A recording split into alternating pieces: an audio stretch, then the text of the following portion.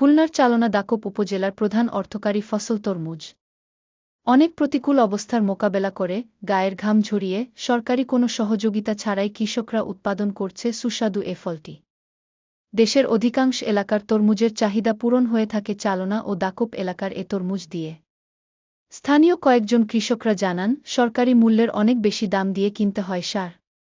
খালগুলি ভরাট হয়ে যাওয়ায় প্রচণ্ডভাবে পানির সংকট দেখা দিয়েছে। ভূগর্ভ থেকে স্যালো মেশিন দিয়ে পানি তুলতে গেলে সেখানে রয়েছে অনেক বিড়ম্বনা। বিদ্যুতের লোডশেডিংয়ের কারণে যাচ্ছে না পানি তোলা। কৃষি ব্যাংক ও কৃষি অধিদপ্তরের কোনো সহযোগিতা পায়নি বললেই চলে। এ বিষয়ে দাকোপ উপজেলার নির্বাহী কর্মকর্তা ও কৃষি কর্মকর্তা বললেন ভিন্ন কথা।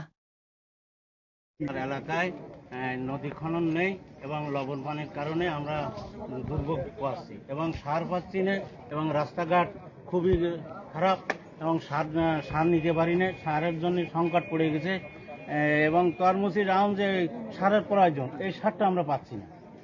বীজ ভালো পানি নেই সারের অবস্থা কি? না সার ওই আগে থাকতে গোছায় যাইলাম সারের শেষ পাইলেও পানি নেই। প্রাকৃতিক সমস্যা সহ রাস্তাঘাট দাকোপ একটা প্রত্যন্ত অঞ্চল, এই অঞ্চলকে যদি ডেভেলপমেন্ট করা যায় এবং ডেভেলপমেন্ট হচ্ছে, যেটা হচ্ছে এটা আশানুরূপ না, এর থেকে ব্যাপক উন্নয়ন দরকার। তাহলে হবে কি, কৃষক বাঁচলে দেশ বাঁচবে। এবং আমাদের যে উপদেষ্টারা এখন আছে, যারা তিনাদেরও চিন্তা চেতনা আছে, দাকোপকে যদি খাল খনন করে পানির ব্যবস্থা করে দেওয়া হয়, এখানে সোনার বাংলাদেশ, অবশ্যই সোনার বাংলাদেশ রূপ নেবে। কন্টিনিউ ফিল্ড আছে এবং রাজ্যে আমাদের যে সমস্যাগুলো সেটা কিন্তু আন্তঃমন্ত্রণালয় মিটিংগুলোতে আলোচনা হচ্ছে, তো যার ফলে দেখা যাচ্ছে যে দীর্ঘদিনের যে একটা পানির সমস্যা এটা বোধহয় ভবিষ্যতে কেটে যাওয়ার একটা সম্ভাবনা তৈরি হয়েছে।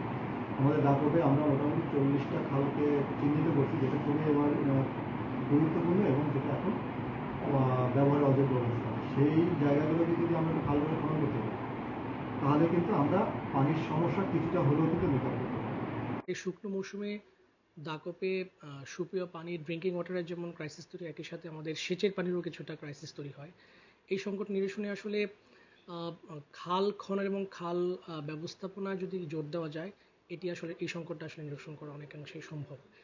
এটির প্রেক্ষিতে আমরা বিভিন্ন দপ্তরগুলোর সাথে কথা বলে, বিশেষ করে কৃষি মৎস্য ডিপার্টমেন্টের সাথে কথা বলে আমরা খালের অগ্রাধিকার তালিকা তৈরি করেছি এবং এই অগ্রাধিকার তালিকা অনুযায়ী খালগুলোকে যদি খনন করা যায়, বিশেষ করে খননের মাধ্যমে যদি ইন্টারনাল ওয়াটার কানেক্টিভিটি তৈরি করা যায় এবং ইন্টারনাল ওয়াটার রিজার্ভারকে রিচ করা যায়, তাতে করে কিন্তু সেচের যে সমস্যাটি আছে এটি নিরসন করা সম্ভব।